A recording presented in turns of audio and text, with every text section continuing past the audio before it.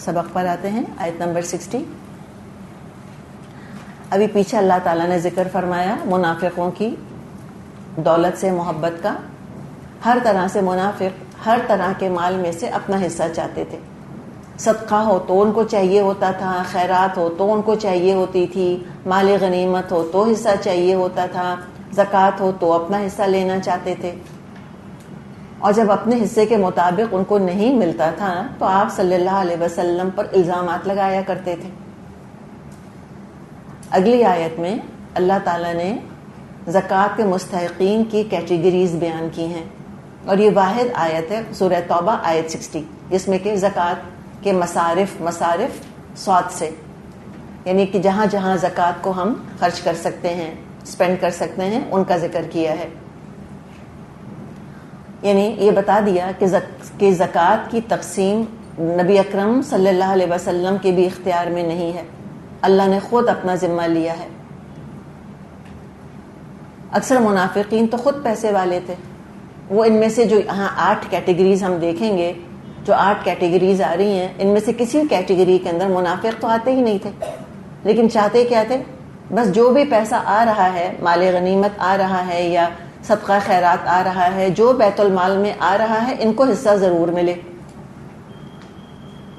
تو لیکن یہاں اللہ تعالیٰ نے فکس کر دیا کہ بس یہی کیٹیگریز ہے جن کو کہ زکوٰۃ دی جائے گی۔ اس سے پہلے کہ ہم زکوٰۃ کی آیت پر آئیں، ایک بات ذہن میں رکھیں کہ نبی اکرم صلی اللہ علیہ وسلم کے زمانے میں زکوٰۃ حکومت کو دی جاتی تھی، انڈیویجولز اپنی مرضی سے زکوٰۃ خرچ نہیں کر سکتے تھے۔ 8 کیٹیگریز تھیں، اس وقت بھی تھیں جیسے آج بھی ہیں، لیکن جیسے ٹیکس کلیکٹ کیا جاتا ہے نا، انکم ٹیکس، تو سمجھے اس طرح سے یہ زکوٰۃ، میں یہ نہیں کہہ رہی کہ زکوٰۃ ٹیکس ہے، سمجھانے کے لیے بات کر رہی ہوں کہ انکم ٹیکس کیا ہم خود اپنی مرضی سے خرچ کر سکتے ہیں کہ لے کر اپنی مرضی سے خرچ کر دیا؟ نہ، نہیں کر سکتے نا، ہم گورنمنٹ کو دیتے ہیں۔ اول تو زکوٰۃ ٹیکس نہیں ہے، اسی کے ٹیکس انسان کو جرمانہ لگتا ہے دینا، اور اس سے نکلنے کے لیے لوگ کوئی لوپ ہولز تلاش کرتے ہیں، اور بڑے بڑے لائرز ہیں جو ٹیکس کے لائرز ہوتے ہیں، وہ آپ کو ٹیکس کم سے کم ادا کرنے کے طریقے بتاتے ہیں۔ وہ ٹھیک ہے، وہ کہانی اپنی جگہ ہے۔ زکوٰۃ عبادت ہے، مومن کبھی بھی فتوے لے کر اور زکوٰۃ سے نکلنے کی کوشش نہیں کرتا کہ میں کسی طرح جو زکوٰۃ میری بن رہی ہے میں وہ ادا نہ کروں اور کم سے کم زکوٰۃ ادا کروں۔ وہ لوپ ہول، ٹیکس سے نکلنے کے لیے لوپ ہول اختیار کرنا کچھ اور ہے، زکوٰۃ نہ ادا کرنے کی ہیلے بہانے کرنا یہ اللہ جانتا ہے۔ تو اللہ کے ہاں پہ پکڑ ہو سکتی ہے ان چیزوں کے اوپر۔ عبادت میں انسان کبھی ہیلے بازی نہیں کرتا، کبھی فرار کا راستہ اختیار نہیں کرتا۔ اور یہ واحد آیت ہے آیت 60 جہاں پہ زکوٰۃ کے مصارف بیان ہوئے ہیں، اور یہ ساری کی ساری زکوٰۃ حکومت جمع کیا کرتی تھی۔ آپ صلی اللہ علیہ وسلم نے باقاعدہ زکوٰۃ کلیکٹرز رکھے ہوئے تھے، جو جا کے گاؤں سے، قبیلوں سے، بستیوں میں رہنے والوں سے اور ریگستان میں رہنے والوں سے، ان سب سے وہ زکوٰۃ وصول کیا کرتے تھے، اور سب وہ زکوٰۃ آ کر پھر مسلمانوں کے بیت المال میں جمع ہو جایا کرتی تھی۔ پھر حکومت اس کو ڈسپینس کیا کرتی تھی، حکومت اس کو بانٹا کرتی تھی، اور جہاں حکومت مناسب سمجھتی تھی ان 8 مدات میں سے وہاں وہ خرچ کیا کرتی تھی۔ اصل سسٹم یہی ہے، ہونا ایسے ہی چاہیے۔ ابو بکر رضی اللہ عنہ کے زمانے میں اور عمر رضی اللہ عنہ کے زمانے میں سب میں یہ چلتا رہا۔ اس کے بعد وقت کے ساتھ ساتھ یہ ہونا شروع ہوا کہ اسلامی حکومت پھیلتی گئی، دور دراز کے علاقوں میں چلی گئی، اور ابھی انفراسٹرکچر یا ہیومن ریسورس اتنا مسلمانوں کے پاس نہیں تھا کہ حکومت اس طرح سے ٹیکس کلیکٹ کرواتی۔ تو رفتہ رفتہ پھر کیا ہوا کہ لوگوں نے خود زکوٰۃ دینی شروع کر دی، جو میں اور آپ آج دیکھ رہے ہیں۔ لیکن یہ طریقہ، یہ افضل طریقہ نہیں ہے۔ طریقہ کیا ہونا چاہیے کہ گورنمنٹ کے پاس ساری زکوٰۃ جائے اور پھر گورنمنٹ اس کو ڈسٹریبیوٹ کرے۔ تو یہاں پر فرمایا انما الصدقات، بے شک صدقات، یہ انما حصر کے لیے ہے کہ صرف صدقات ان لوگوں کے لیے جو 8 کیٹیگریز بتائی ہیں، صرف ان کے لیے صدقات ہیں۔ اچھا، صدقے میں سے کون سے صدقے کا ذکر ہے؟ زکوٰۃ کا لکھا نہیں۔ انما الزکوٰۃ بھی اللہ لکھ سکتا تھا، انما الزکوٰۃ للفقراء لکھ سکتا تھا نا، کیا پرابلم تھا؟ اللہ تعالیٰ کو کوئی پرابلم نہیں تھا۔ لیکن اللہ نے صدقے کا لفظ استعمال کیا ہے، اور نبی اکرم صلی اللہ علیہ وسلم نے ہم کو بتایا ہے کہ یہاں زکوٰۃ مراد ہے. اور آگے بھی ہم دیکھ رہے ہیں کہ جہاں پر یہ آیت ختم ہو رہی ہے اللہ تعالیٰ نے لکھا ہے فریضۃ من اللہ، فرض صدقہ ہے یہ، ٹھیک ہے نا. آیت 60 جہاں اینڈ ہو رہی ہے فریضۃ من اللہ واللہ علیم حکیم، تو چونکہ فرض کا لفظ آ گیا تو فرض صدقہ صرف ایک ہی ہے اور وہ زکوٰۃ ہے، تو اس کا ذکر ہے یہاں پر. اب وہ 8 کیٹیگریز ہیں. فرمایا انما الصدقات للفقراء والمساکین والعاملین علیہا والمؤلفۃ قلوبهم وفی الرقاب والغارمین وفی سبیل اللہ وابن السبیل فریضۃ من اللہ واللہ علیم حکیم. صدقات تو دراصل فقیروں اور مسکینوں کے لیے ہیں، اور ان لوگوں کے لیے جو صدقات کے کام پر معمور ہوں، اور ان کے لیے جن کی تالیف قلب مطلوب ہو. نیز یہ گردنوں کے چھڑانے اور قرض داروں کی مدد کرنے میں اور راہ خدا میں اور مسافر نوازی میں استعمال کرنے کے لیے ہے. ایک فریضہ ہے اللہ کی طرف سے، اور اللہ سب کچھ جاننے والا اور دانا اور بینا ہے. انشاءاللہ تعالی کتاب و زکوٰۃ ہم شروع کریں گے. ایک دفعہ آپ فارغ ہو جائیں اپنے کتاب و صلات کے ٹیسٹ سے، پھر ہم کتاب و زکوٰۃ شروع کریں گے. لیکن مختصراً بات یہ ہے کہ سونے اور چاندی پر زکوٰۃ ہے، اور اس میں کتنا اللہ تعالیٰ نے مانگا ہے 100 میں سے 2.5%. اور سونا اور چاندی روپے سے خریدا جا سکتا ہے. جو پیپر کرنسی ہے یہ پہلے نہیں ہوا کرتی تھی، پہلے درہم اور دینار ہوا کرتے تھے. گولڈ کوائنز ہوتے تھے، سلور کوائنز ہوتے تھے، تو ان میں سے پھر زکوٰۃ دی جاتی تھی. لیکن جو آج کی پیپر کرنسی ہے تو علماء نے اس کو سونے اور چاندی پر ہی قیاس کیا. ہم کہتے ہیں نا لیکوڈ ایسٹس، یعنی پیسہ کیا ہے، یہاں پیسہ دیں یہاں کچھ خرید لیں، آپ پیسہ دیں سونا خرید لیں، پیسہ دیں چاندی خرید لیں. تو سونا چاندی یعنی کیش بھی اس کے اندر آتا ہے. کیش کے اوپر بھی زکوٰۃ ہے، کتنی جو سونے اور چاندی کے اوپر ہے. تو اگر کیش کسی کے پاس ہے تو اس پر وہ کتنی زکوٰۃ دے گا، 2.5% دے گا. مال تجارت کے اوپر بھی زکوٰۃ ہوتی ہے، زمین کی پیداوار پر بھی ہوتی ہے. تو یہ سارا پیسہ بیت المال میں مختلف طریقوں سے آ کر جمع ہوتا رہتا تھا. تو مختلف کیٹیگریز کی زکوٰۃ وصول کی جاتی تھی. انشاءاللہ وہ ہم کتاب میں پڑھیں گے تو وہاں آپ کے سامنے بات اور کلیئر ہو کر آ جائے گی. اور یہ زکوٰۃ کس پر دی جاتی ہے، کہ صدقات لکھا ہے نا. زکوٰۃ کے لیے ضروری ہے کہ انسان کے پاس مال 1 سال تک جمع رہ جائے، تو یعنی کہ سرپلس ہے وہ مال. تو لوگ بعض دفعہ سوالات کرتے ہیں، وہ الجھتے چلے جاتے ہیں کہ اچھا گھر کا کرایہ آ رہا ہے کہ اس پہ بھی زکوٰۃ ہوگی، اچھا یہ ہو رہا ہے کہ اس پہ بھی زکوٰۃ ہوگی. ساری کہانی چھوڑیں. جیسے مثال کے طور پہ رمضان ہے، 2019 کا رمضان آیا تھا، ٹھیک ہے نا. پھر 2020 کا رمضان آیا اور زکوٰۃ دی جاتی ہے قمری سال کے حساب سے، رائٹ. 2019 کا رمضان آیا، مثال کے طور پہ کسی کے پاس اس وقت اتنا پیسہ تھا کہ وہ یعنی کہ صاحب حیثیت صاحب نصاب بن چکا تھا.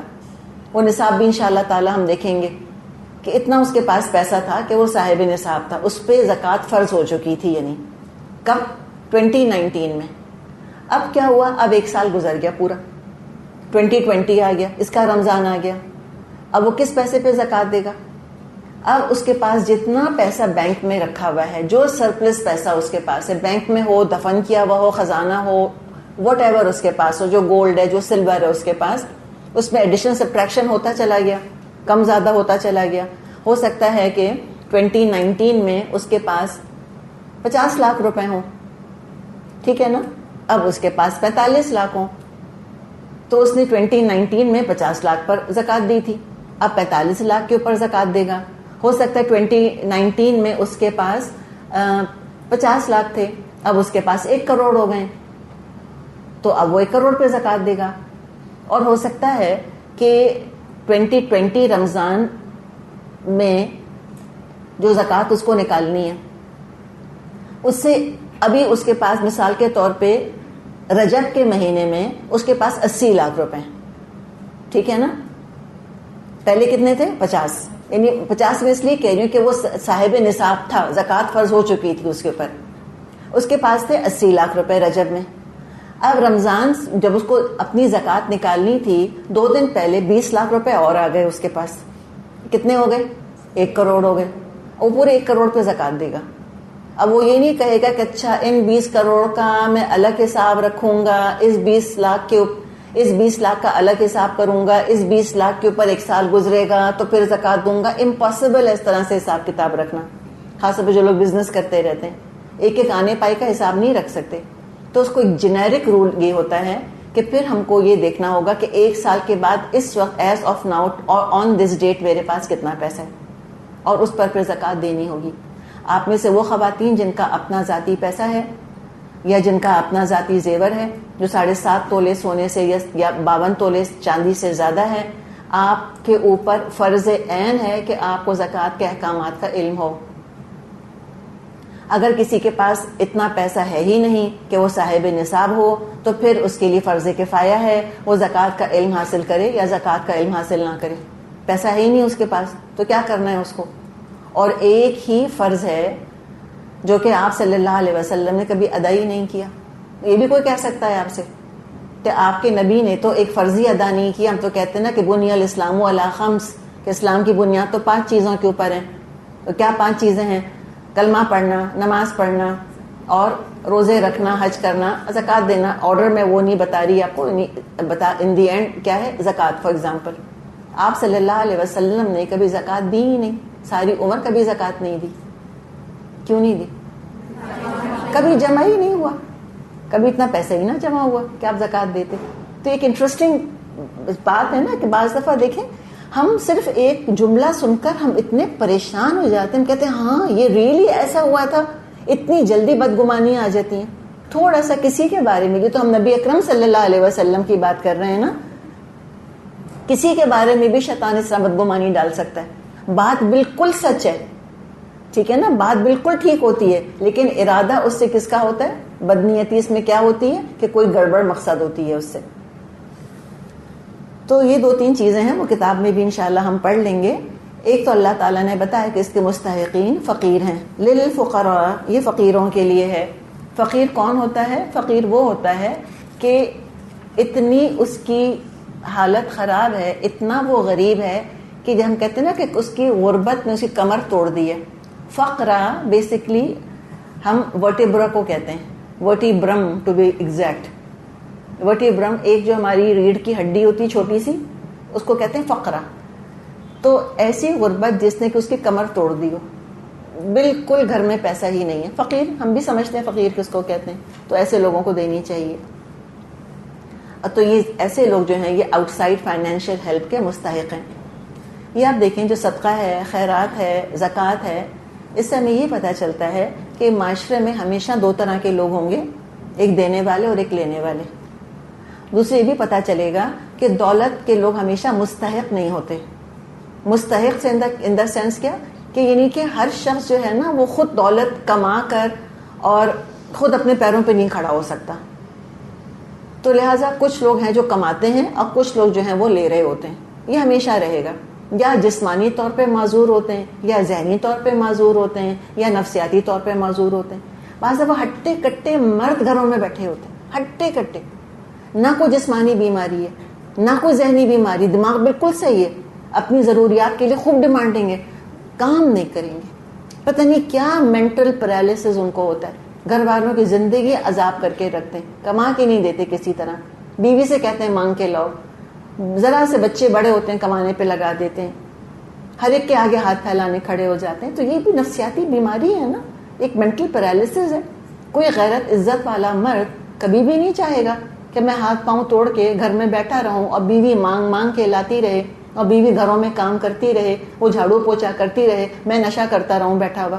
تو کوئی پرابلم ہے نا اس کے اندر. لیکن اب ہے نا ایسے لوگ, کیا کریں گے ان کا, ان کو بھوکا تو نہیں چھوڑ سکتے, ان کو مرنے کے لیے تو نہیں چھوڑا جا سکتا.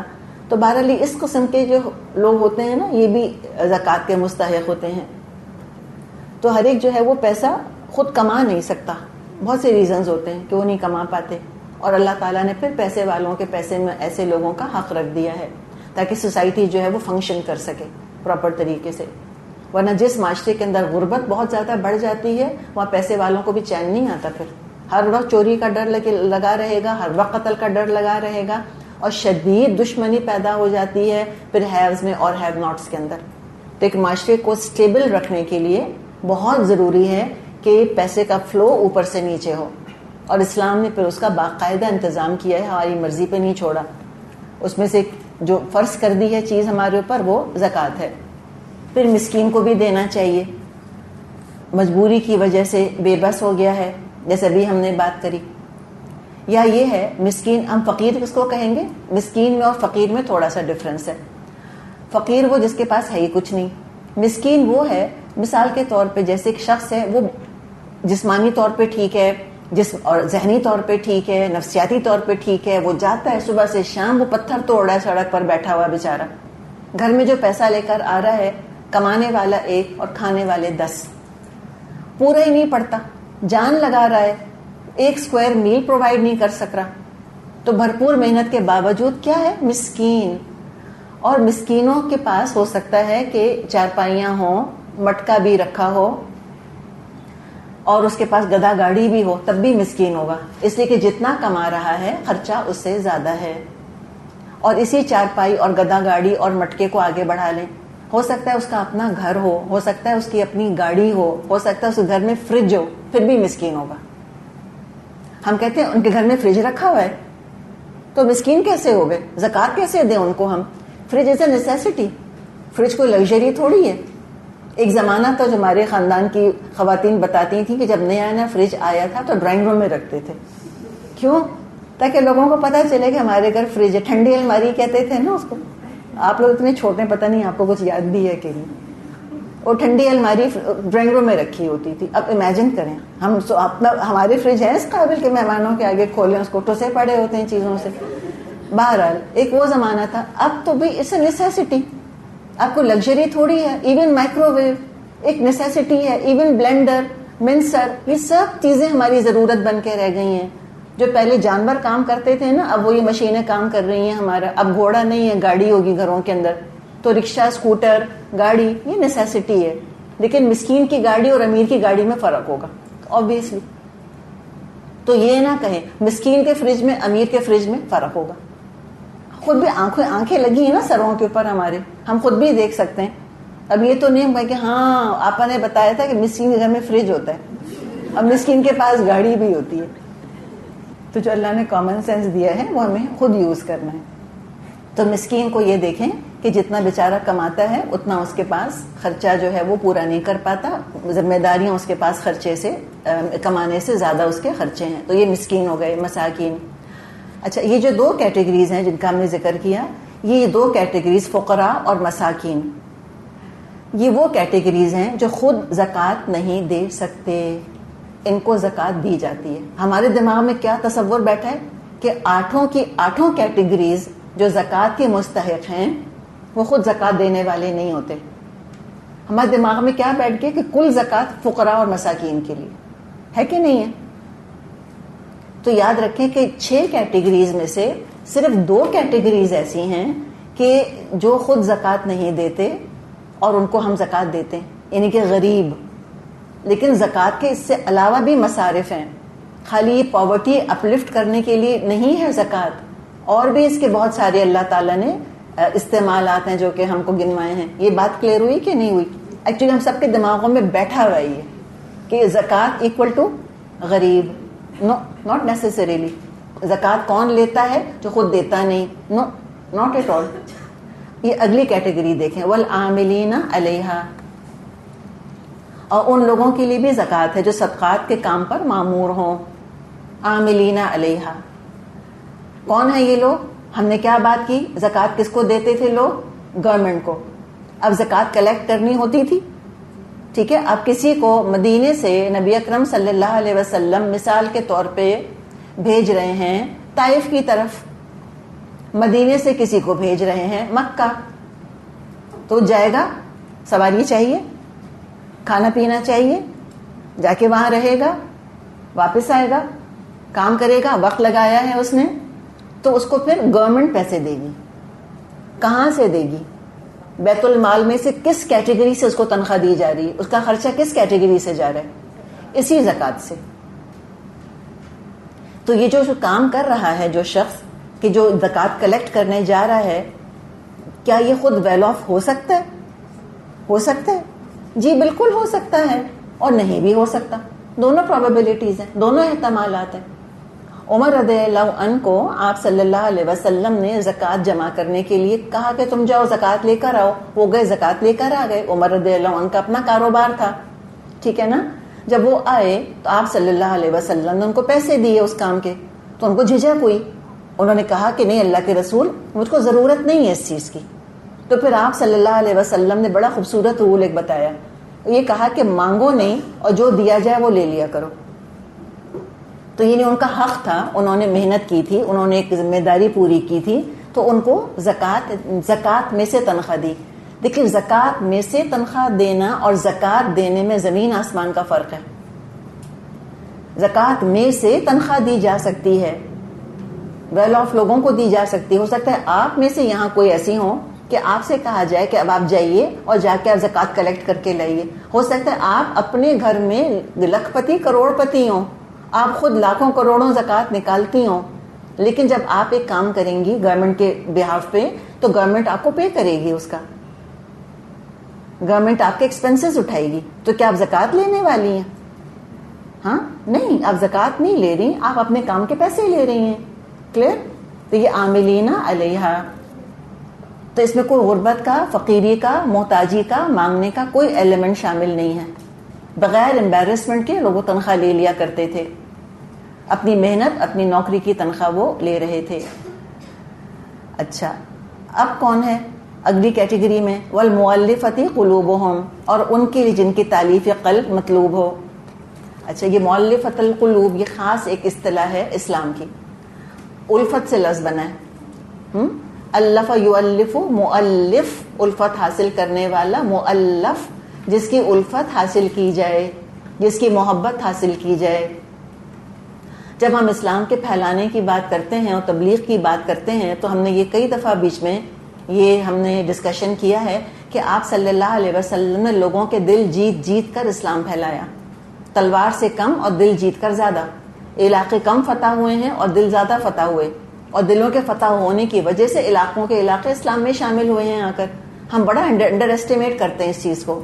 ایک طریقہ کیا تھا؟ آپ صلی اللہ علیہ وسلم نے زکوٰۃ ان لوگوں کو دی جن کے دل جیتنا مقصد تھا. تو مؤلفۃ القلوب جو ہے اس میں دو کیٹیگریز آتی ہیں، ایک دینی مصلحت، ایک سیاسی مصلحت، ریلیجس ریزنز، پولیٹیکل ریزنز. دینی مصلحت کیا؟ کہ وہ لوگ جو کہ نئے نئے مسلمان ہوئے ہیں. جو نئے مسلمان ہوتے تھے سارے غریب ہوتے تھے کیا؟ نہیں. سارے امیر ہوتے تھے کیا؟ نہیں. تو پھر وہاں پھر امیری غریبی نہیں دیکھی جائے گی. کیا دیکھا جائے گا؟ کہ یہ نیو مسلمز ہیں، نو مسلم ہیں، ان کے قدم جمانے کے لیے، ان کے دل جیتنے کے لیے ان پہ خرچ کرنا. کلیئر؟ چاہے وہ کتنے پیسے والے بھی کیوں نہ ہوں. اسی کے پیسہ سب کو اچھا لگتا ہے. 100 جوڑے بھی ہمارے پاس ہوتے ہیں نا، ہمیں کوئی اور جوڑا لا کر دیتا ہے، ہمیں اچھا لگتا ہے. ایک انسان کا مزاج ہے، نفسیات ہے، کیا کریں. تو یہ کیا؟ یہ دینی وجوہات ہو گئیں. اچھا سیاسی وجوہات کیا ہیں؟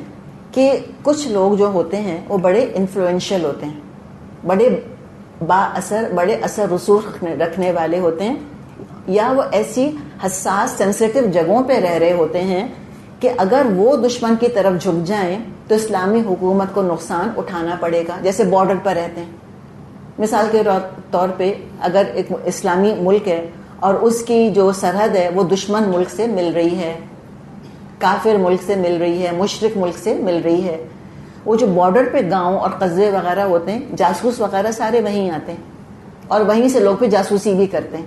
تو ان کا حکومت کے ساتھ لائل ہونا بہت ضروری ہے جو بارڈر پہ رہ رہے ہوتے ہیں. تو ان کو لائل بنانے کے لیے ان پہ پیسہ خرچ کرنا، یہ بھی مؤلفۃ القلوب کے اندر آتا ہے. اسلام کا دوست رکھنے کے لیے بعض دفعہ وفاداری خریدنی پڑتی ہے، کوئی حرج نہیں ہے. اگر پیسہ خرچ کر کے کسی کو اسلام کا وفادار بنا رہے ہیں تو بھی ٹھیک ہے. آج پیسے کے لیے آیا ہے، کل آ جائے گا انشاءاللہ تعالی خود اسلام کے لیے. تو بعض دفعہ کسی کا اسلام خریدنا بھی پڑتا ہے. کہ لو یہ پیسہ لو اور تم مسلمان ہو جاؤ. یہ بہت اچھی ٹرک ہے, یہ کام کرتی ہے. تو ان کی وفاداری اس طرح سے خریدی. ٹھیک ہے, تو کچے مسلمان, نو مسلم مسلمان اس کیٹیگری میں آتے ہیں مؤلفۃ القلوب کے اندر.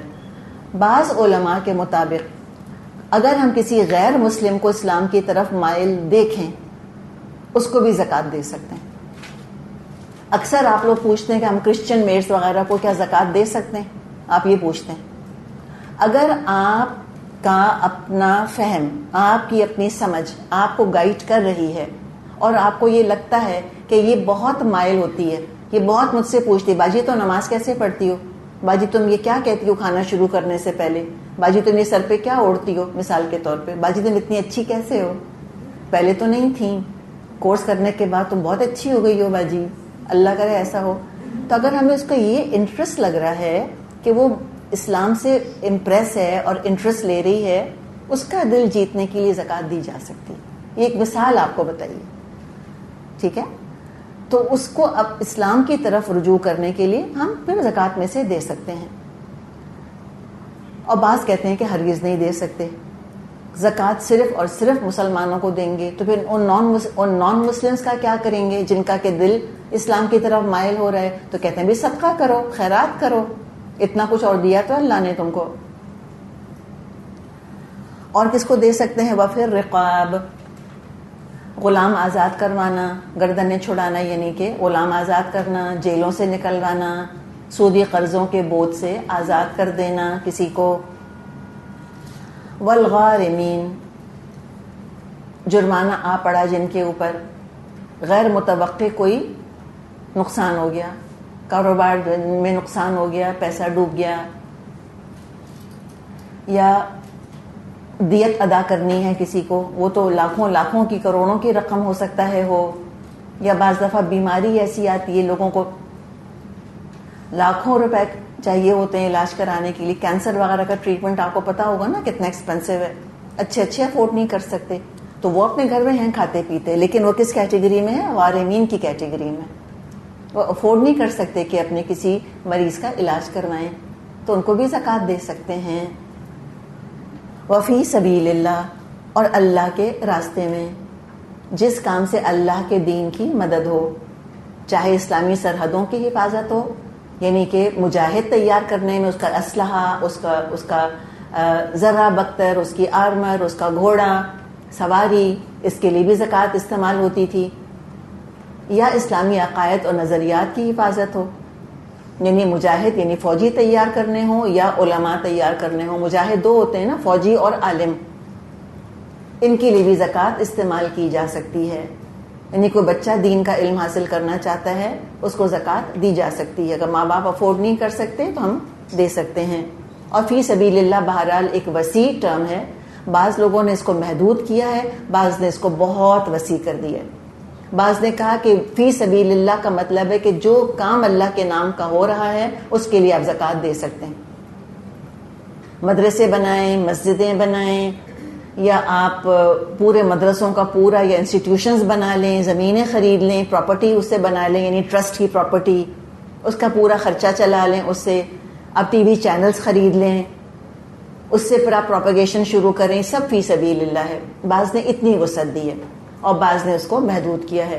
تو لہٰذا ہم کہتے ہیں نا کہ اگری ٹو ڈس اگری. ہم ٹھیک ہے, ہم چاہے تو مانیں اس کو, چاہے تو نہ مانیں, کوئی دوسرے کو برا بھلا نہ کہے. بہت بڑے بڑے ادارے جو دنیا میں آج کام کر رہے ہیں وہ ہر اللہ کے کام میں ہر چیز میں زکوٰۃ استعمال کر لیتے ہیں.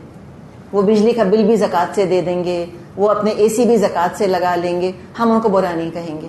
اور کچھ لوگ اس چیز کو نہیں مانتے, وہ کہتے ہیں کہ نہیں, فی سبیل اللہ کا مطلب یہ ہے کہ اگر کوئی ڈیزرونگ اسٹوڈنٹ ہے یا کوئی ڈیزرونگ آپ کے اسٹاف میں سے ہے جو دین کا کام کرنا چاہتے ہیں, اس کو پھر زکوٰۃ میں سے تنخواہ دے دیں. بہرحال اس میں بہت ڈیٹیل ہے, آپ کو جانے کی ضرورت نہیں ہے. بس فی سبیل اللہ اس میں گنجائش موجود ہے. جو گنجائش لینا چاہے ہم اس کو برا نہیں کہیں گے, جو گنجائش نہیں لیتا اس کو بھی برا نہیں کہیں گے. وابن السبیل, اور مسافر نوازی کے لیے. سفر خود بڑا رسک ہے. کوئی غیر متوقع حادثہ پیش آ گیا, اپنے وطن میں صاحب حیثیت ہے لیکن پردیس میں محتاج ہو گیا. جیسے اسٹوڈنٹس ہوتے ہیں, بڑے بڑے پیسے والے گھرانوں سے لوگ جاتے ہیں باہر، بچے جاتے ہیں امریکہ جاتے ہیں، یورپ جاتے ہیں پڑھنے کے لیے، اور وہاں حال دیکھیں ان کا کھانے کو نہیں ہوتا بعض دفعہ، تو ان پہ بھی خرچ کیا جا سکتا ہے. یا انٹرنلی ڈسپلیسڈ پیپل ہوتے ہیں، آئی ڈی پیز ہوتے ہیں، اپنے ہی ملک میں ڈسپلیس ہو گئے ہیں، وہ کہیں اور چلے گئے اپنے گھر میں. سیریا میں جیسے دیکھیں اتنے کھاتے پیتے لوگ سیریا کے، اور کس طرح بیچارے جو ہیں وہ قسمہ پرسی کے عالم میں کیمپس کے اندر پڑے ہیں، تو ان پہ خرچ کرنا ہے obviously. وابن سبیل فریضۃ من اللہ واللہ علیم حکیم، ایک فریضہ ہے اللہ کی طرف سے، اور اللہ سب کچھ جاننے والا اور دانا اور بینا ہے. چلیں انشاءاللہ اس کے بارے میں مزید پھر ہم بات کریں گے آگے. یہیں تک کرتے ہیں. سبحانک اللہم و بحمدک، نشہد ان لا الہ الا انت، نستغفرک و نتوب الیک. السلام علیکم ورحمۃ اللہ وبرکاتہ.